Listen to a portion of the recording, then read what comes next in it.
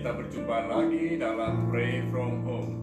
Malam ini, sebuah pertanyaan dari saya. Apakah yang kita cari dalam kehidupan ini? Apakah kita menyenangkan hati Tuhan atau mencari kesenangan pribadi? Ya Tuhanku, aku hendak bernyanyi bagimu selama ku hidup. Ya Tuhanku, aku hendak bernyanyi bagimu selama ku hidup. Ya Allahku, aku hendak bermazmur bagimu selagi ku ada. Inilah yang ku renungkan setiap waktu, nyanyian pujian dan pengagungan kepadamu.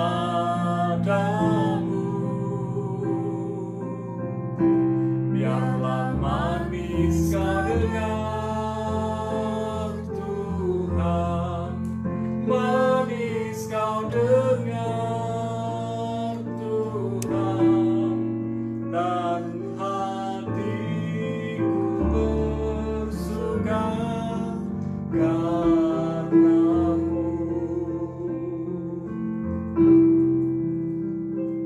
Ya Tuhanku, aku hendak bernyanyi bagimu selama ku hidup. Ya Allahku, aku hendak bermazmur bagimu selagi ku ada. Inilah yang ku renungkan setiap waktu, nyanyian pujian dan pengagungan kepadamu. Biarlah manis kau dengar Tuhan, manis kau dengar Tuhan, dan hatiku bersuka karenamu. Inilah yang ku renungkan setiap waktu, nyanyian pujian dan pengagungan kepadamu.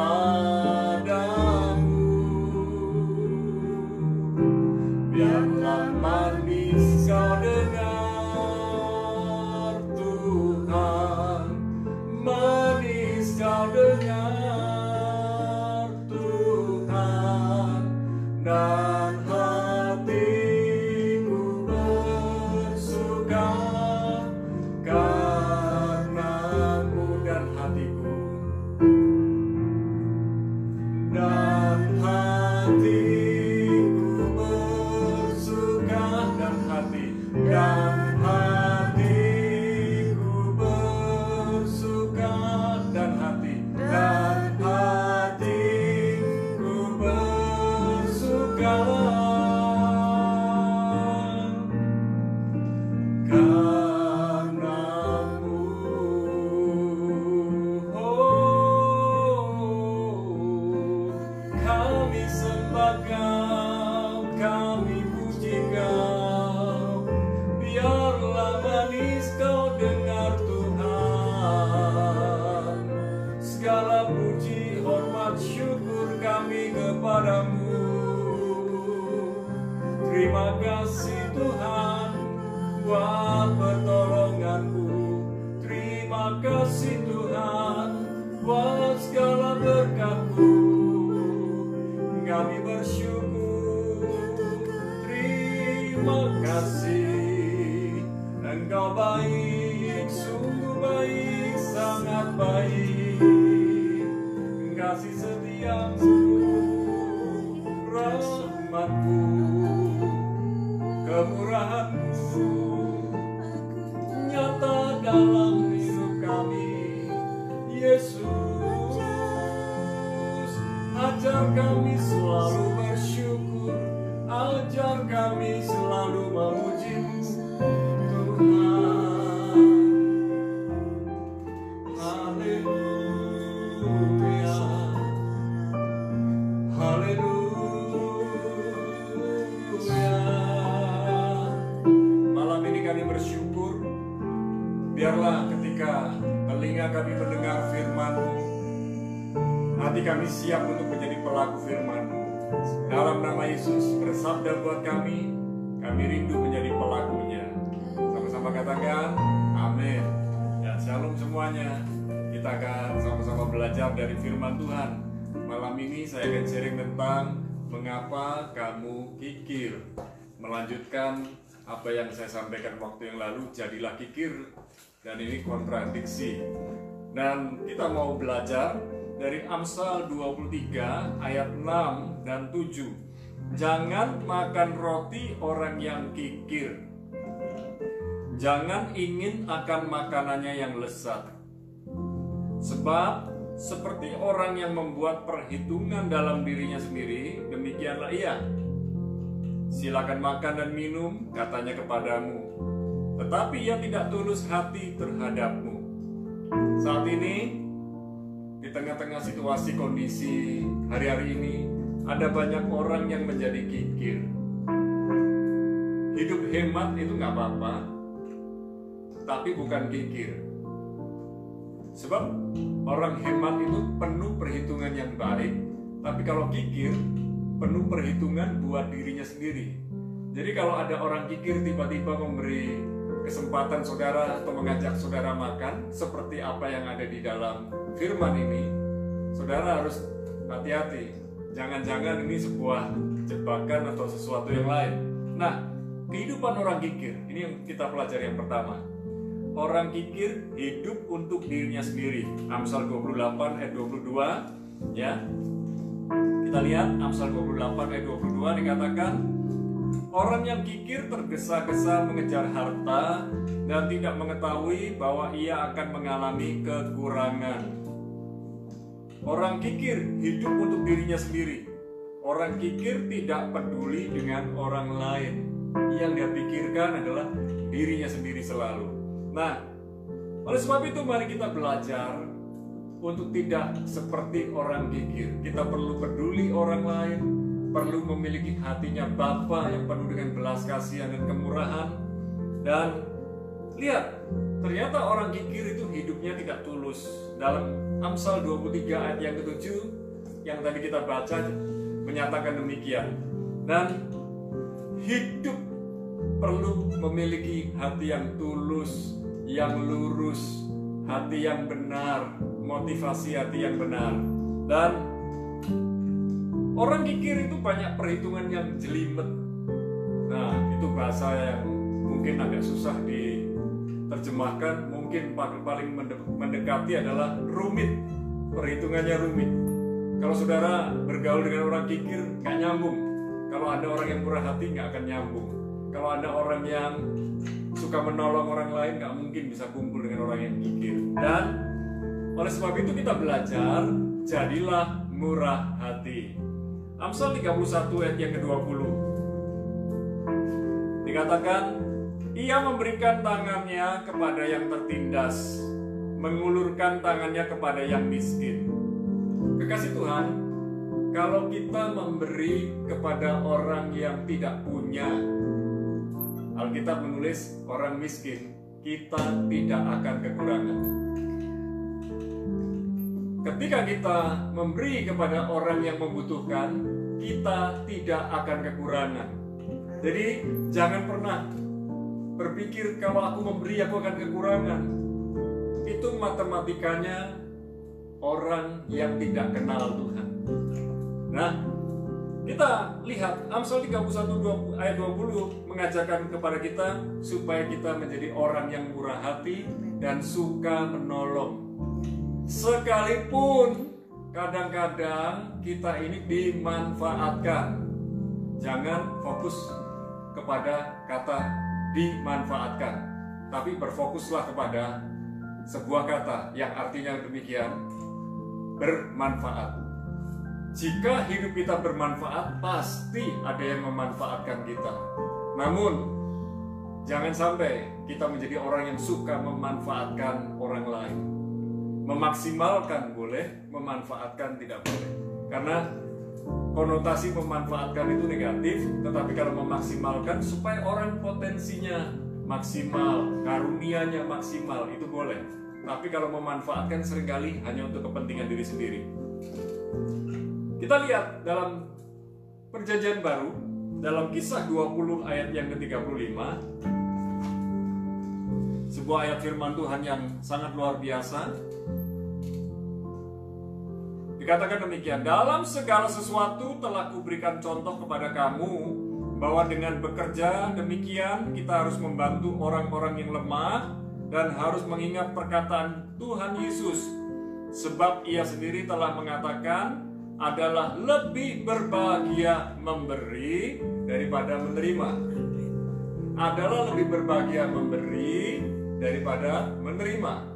Adalah lebih diberkati dan berbahagia memberi daripada menerima. Jadi pastikan memang hidup itu adalah memberi dan menerima, memberi dan menerima. Tetapi kita mau belajar menjadi seorang pemberi yang penuh dengan kemurahan hati, pemberi yang penuh dengan syukur dan sukacita, karena kita sudah menikmati kemurahan dari Tuhan. Kuncinya, miliki hati Bapa. Lukas 6 ayat 36. Dalam Lukas 6 ayat 36 dikatakan demikian, hendaklah kamu murah hati sama seperti Bapamu adalah murah hati.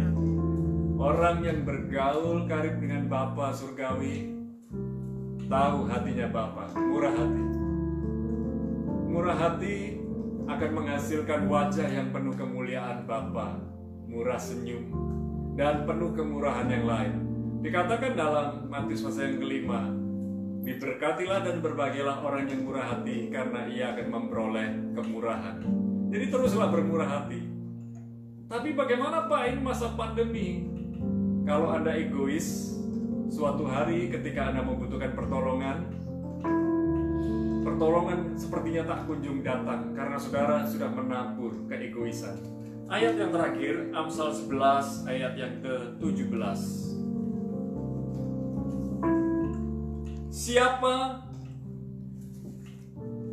Amsal 11 ayat 17 ya. Orang yang murah hati berbuat baik kepada diri sendiri, tetapi orang yang kejam menyiksa badannya sendiri. Anda mau pilih mana? Orang kerja sampai kerja keras, di istilahnya banting tulang, peras keringat. Tetapi ayat 17 dari Amsal 11 berkata, tetapi orang yang kejam menyiksa badannya sendiri. Jadilah orang yang murah hati, karena orang yang murah hati berbuat baik kepada diri sendiri. Ketika kita tanda petik dimanfaatkan, ingat, kita ini bermanfaat. Dan suatu hari perbuatan kebenaran kita, kebaikan kita diperhitungkan oleh Tuhan. Lihat dengan motivasi yang benar, bukan untuk cari popularitas, sensasi fotografi, sensasi sosial media supaya kita terkenal karena menjadi orang yang murah hati dan baik hati. No. Tetapi kita bermurah hati karena kita punya pergaulan dengan Bapa yang murah hati. Maukah saudara menjadi orang yang murah hati dan tidak kikir lagi? Boleh berhemat, tapi tidak kikir. Tapi jadilah murah hati sama seperti Bapa surgawi murah hati. Mari kita berdoa. Di malam hari ini kami berdoa dalam situasi kondisi yang banyak orang prediksi Indonesia akan mengalami resesi. Tetapi kami percaya anak-anak Tuhan sekalipun menghadapi resesi, Tuhan menolong, Tuhan memberi hikmat, Tuhan memberikan kekuatan, dan kami mulai melihat semua masalah adalah kesempatan, semua masalah adalah peluang, semua masalah adalah kasih karunia Tuhan yang dinyatakan buat kami. Kasih karuniamu lebih dari cukup buat kami ya Tuhan. Pertolonganmu selalu tepat waktu, pembelaanmu sungguh nyata, dan malam ini kami minta, biarlah hati Bapa yang penuh dengan belas kasihan, yang penuh dengan kemurahan hati, ada tinggal dalam hidup kami. Sehingga ketika kami melihat orang lain yang membutuhkan pertolongan, kami tergerak dan bergerak untuk menolong, membantu, menghiburkan, menguatkan, dan kami tidak tinggal diam.